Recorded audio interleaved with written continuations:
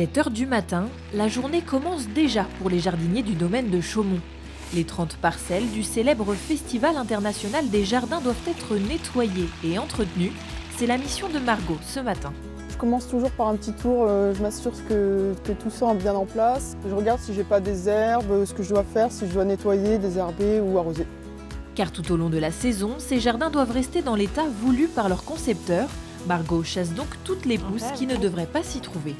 Il me semble qu'ici c'est de la consoude, hyper envahissante. Et d'ailleurs, je n'ai pas eu la racine, on n'obtient jamais la racine, très peu la racine. Et celle-là, je ne l'avais pas parce qu'elle ne fait pas partie de la palette végétale voulue par les concepteurs.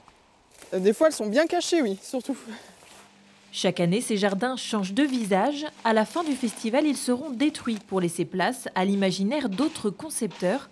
Les plantes arrachées seront réutilisées au maximum l'année suivante pour les autres parcs du domaine, comme le pré du Goualou par exemple. Antoine y bichonne cette parcelle plantée il y a seulement 6 mois. On n'arrose que quand il y a besoin d'arroser. On essaye au maximum de limiter l'arrosage. Et là, on a un jardin qui est tout jeune. Et en plus, vous voyez les buttes qui sont là. C'est un substrat qui est très drainant, donc ça sèche très vite.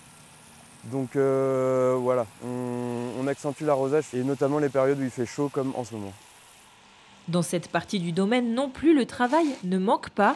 La journée des jardiniers est bien remplie entre ratissage des allées, fauchage du pré et entretien des nombreux parterres. Il y a énormément de petites tailles de fleurs fanées, tailloter les arbustes quand on en a besoin.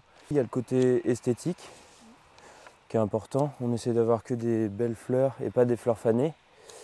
Et puis en plus, en fait, ça permet à la plante de refaire des nouvelles fleurs. Objectif, maintenir ces jardins fleuris le plus longtemps possible. Sur le domaine, ils sont une petite trentaine de jardiniers à se relayer 7 jours sur 7 pour entretenir les 32 hectares.